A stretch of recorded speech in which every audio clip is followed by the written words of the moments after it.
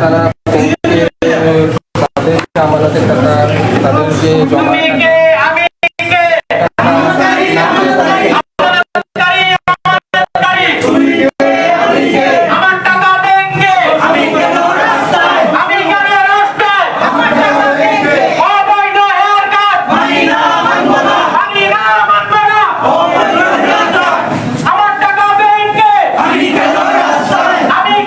বিভিন্নভাবে বিভিন্ন পয়েন্ট থেকে ঊর্ধ্বতন কর্তৃপক্ষ থেকে যে ওইটা আমরা সমাধান করতেছি এবং হেয়ার কাটটা বাতিল হয়ে যায়, কিন্তু এখন পর্যন্ত আমরা এটা সুনির্দিষ্ট কোনো সুরাহা পাই নাই।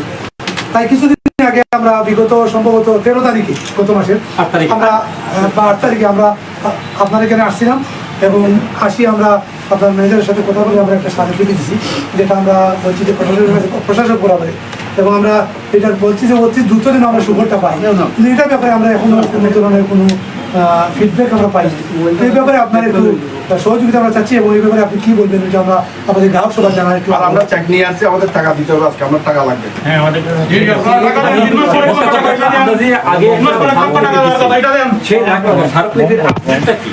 মানে আপনাদের পক্ষ থেকে আপনার আমি টাকা রাখছি, আমি আপনাকে আমি সরকারের কাউকে চিনি না, আমি যেহেতু আপনাকে আমার টাকা পরিশোধ করার জন্য আমরা কি গ্রাহক না? দেখেন আমরা গ্রাহক ছাড়া কি রাস্তায় রাস্তায় আমরা এগুলো নিয়ে ঘুরবো? আমাদের চেক বই নিয়ে কি আমরা প্রমাণ দিতে হবে?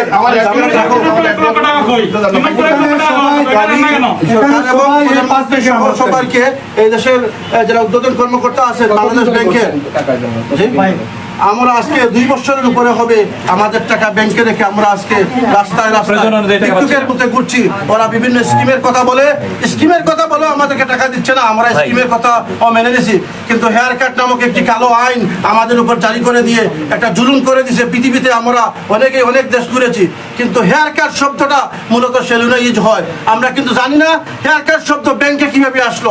এটা আমাদের দেশের জন্য লজ্জার বিষয়। আপনারা কত বিপদে আছেন এই টাকা না পেয়ে? এই টাকা না পেয়ে আমি আমার চিকিৎসা নিতে পারছি না, আমার ছেলে মেয়েদের লেখাপড়া খরচ দিতে পারছি না।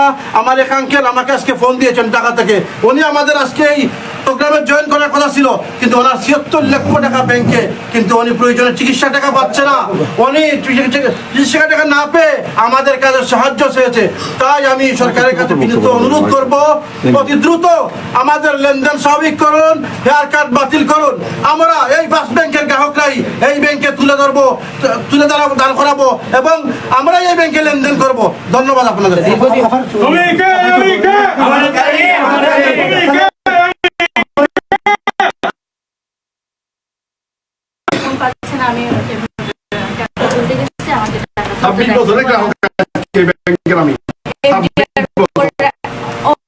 আমার টাকা এখানে জমা আছে প্রায় 9 বছরের কাছাকাছি। কতদিন ধরে টাকা তুলতে পারছেন? 2 বছর থেকে সবাই যেরকম তুলতে পারছে ব্যাংকে আসছেন তো? হ্যাঁ, দিচ্ছে না, যে আপনি পাবেন না টাকা, হেয়ার কাট করা হবে, তারপরে হচ্ছে যে আপনি এফডিআর 3 বার রিনিউ করবেন। বিভিন্ন ধরনের এক এক ব্যাংকে এক এক কথা বলতেছে, মানে কারো কথার সাথেই কারো কথার কোনো মিল নাই।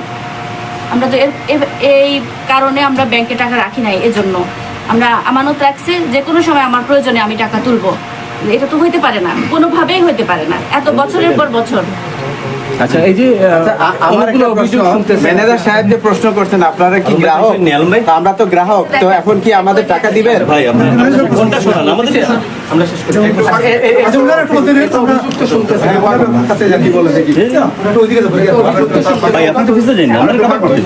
অভিযুক্ত শুনতেছেন বা তাদের যে দাবি দেওয়া, কি বলবেন আসলে? বাংলাদেশ ব্যাংকের রেজুলেশন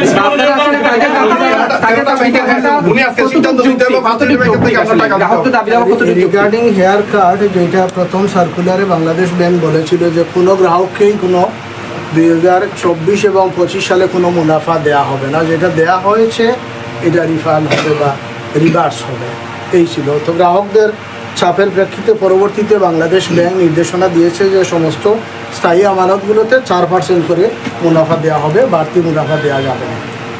এই ছিল, এটা মূলধনের উপর না, বরঞ্চ লাভের উপর থেকে।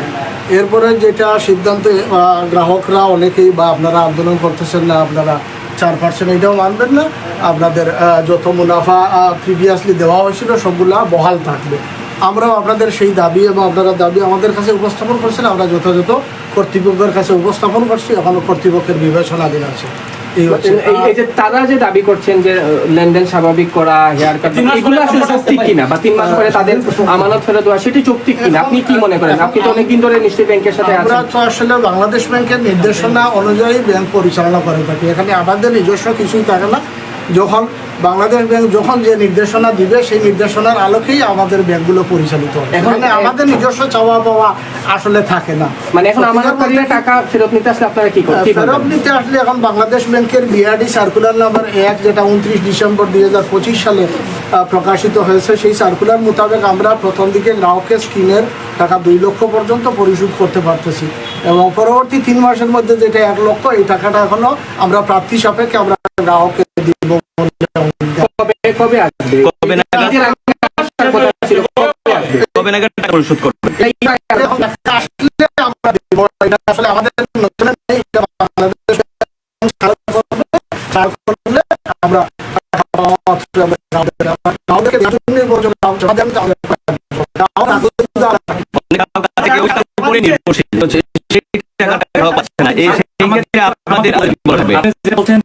সালে তারা আমাদের আমাকে আপনি 8% দিয়েছেন, আমি আপনার কাছে টাকা রাখছি, সেটা 70% প্রফিট করছেন, সেটা আমার টাকা ইন্টারেস্ট রাখতে পারি না। বলতেছেন আমি আপনার 1 লাখ 2 লাখ টাকা আপনার আমাদের পক্ষ থেকে আপনাদেরকে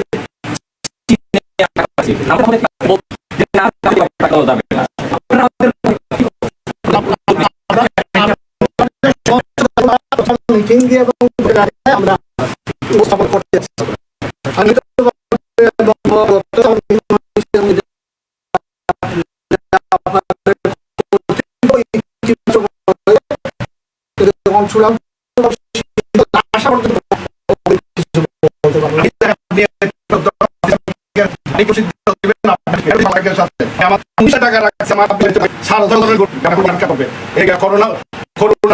করোনার টাকা হাঁটবে। আপনাদের এই ইতিবাচক সিদ্ধান্তটা কবে আসবে? আমরা মাত্র এটা তো আমরা বলতে পারবো না।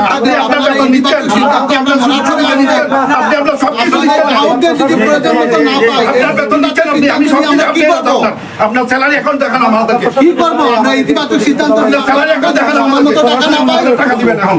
যে জায়গায় যাই আমাদের ইতিবাচক সিদ্ধান্ত আপনি গাড়ি ইউজ করতে দেন, আপনি মোবাইল ইউজ করতে দেন, আপনি স্যালারি ঢোকা করে টাকা দিলে সমাধান হবে।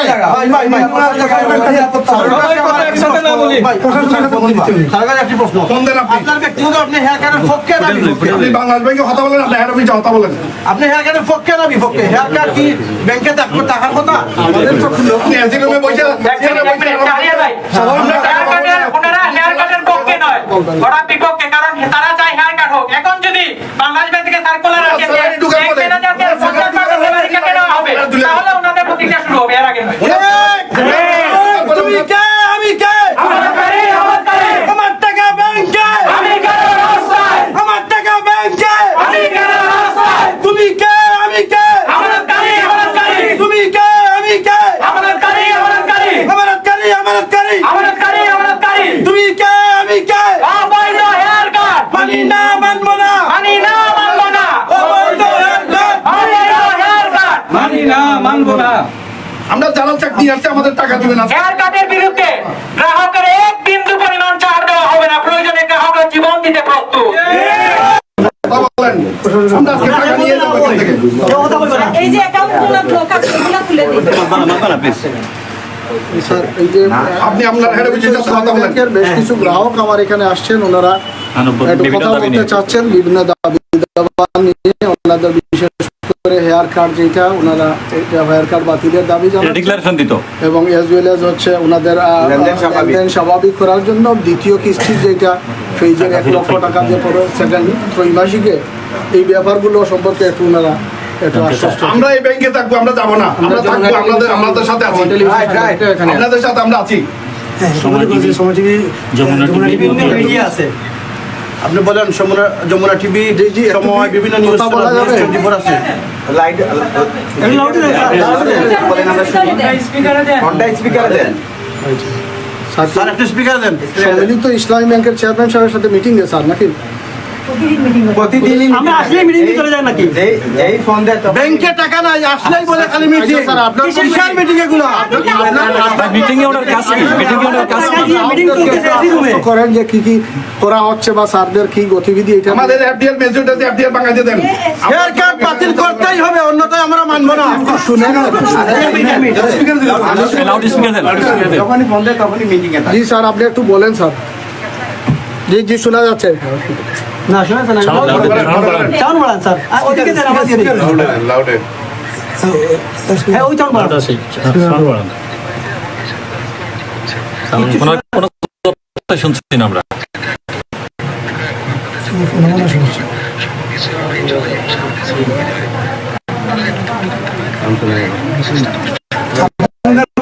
শুনে আমাদেরকে একটু জানিয়ে দেন। আমার কাছে দেন, আমি একটু কথা বলবো স্যারের সাথে। আমি একজন গ্রাহক, এই ব্যাংকের গ্রাহক। আমার কাছে দেন, দেন। আমি কাউকে বলেন। কাইন্ডলি আরেকবার একটু বলেন, আমি একটু ইয়ে করি। লাউড স্পিকার কম।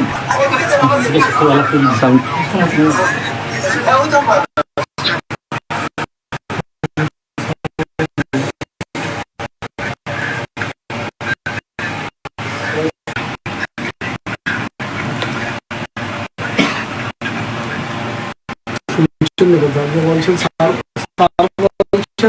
সব কিছু বিষয় নিয়ে এখন কথা হচ্ছে এবং আজকে নতুন এমডি জয়েন করেছেন। আসসালামু আলাইকুম স্যার। আসছেন নতুন সম্মিলিত ইসলামী ব্যাংকের চেয়ারম্যান। স্যার আমি একজন গ্রাহক ফাঁসি, এটা নিয়ে তো আমি আপনার কাছে ইতিবাচক বা এই মাসের মধ্যেই আমার সহকর্মী দাবি এবং আমাদের পক্ষ থেকে সম্মিলিত ইসলামী ব্যাংকের পক্ষ থেকে আমি আমাদের কাজ উঠাবো, আবার আমরা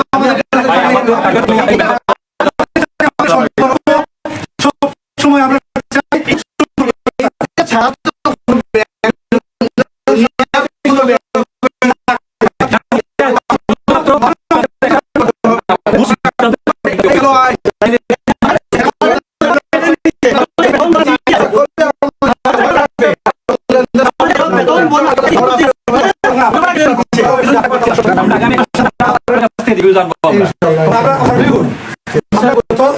কিছুদিন আগে আমি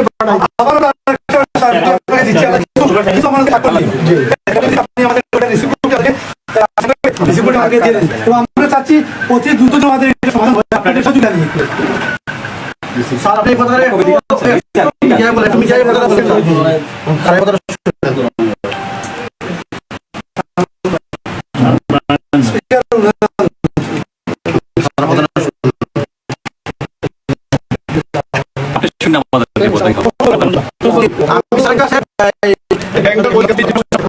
সম্মান প্রশাসক সাহেব, আমি ওই বিভাগের আমানতকারী, এই কাশ্মীরের আমানতকারী, এই ব্যাংকেরই গ্রাহক, এই ফার্স্ট সিকিউরিটির গ্রাহক।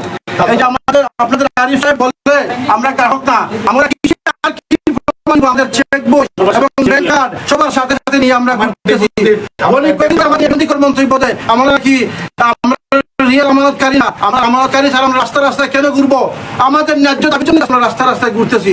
আপনার কাছে আমাদের সহজলভ্য দাবি, অতি দ্রুত বাতিল করতে হবে এবং লেনদেন স্বাভাবিক করতে হবে।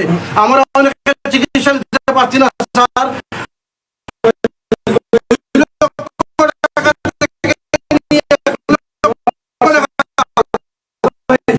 কিছুই পাচ্ছি না।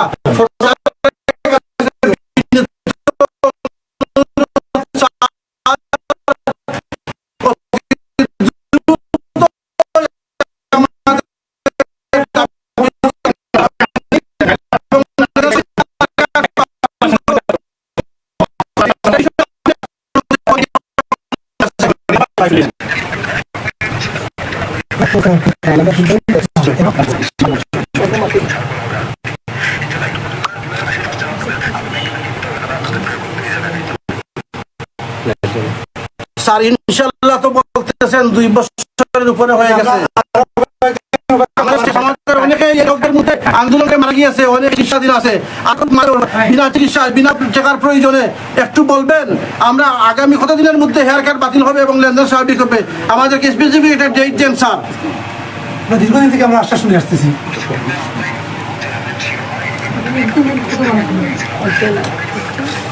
এটা আসলে অনেকদিন থেকে তো আশ্বাস দিচ্ছে, কিন্তু এটা যদি এই লেনদেনটা স্বাভাবিক হয়ে যায় এবং হেয়ার কাটটা যদি আমরা বাতিল করার ঘোষণা দিই, তাহলে এখানে এই দেওয়া হয়ে যায় তাদের কাছে আবার জমা লাগবে। ব্যাংকের প্রতি আস্থা ফিরিয়ে আনুন, হেয়ার কাট বন্ধ করে দিন।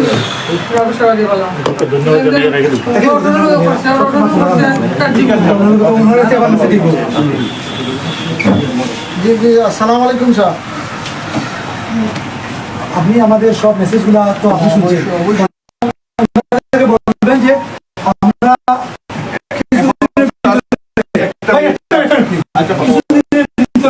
যদি আমরা এটা সুফল না পাই, এটা সমাধান না হয়, তাহলে কিন্তু আমরা আরো কঠিন হতে বাধ্য। তাইলে চট্টগ্রামের মতো আমার তালা আন্দোলন শুরু হইব। আমরা কিন্তু সিলেটবাসীরা আসলে অত্যন্ত শান্তিপ্রিয় এবং আমরা শান্তিপ্রিয় আন্দোলন করতে যাচ্ছি, নিয়মতান্ত্রিক আন্দোলন করতে যাচ্ছি।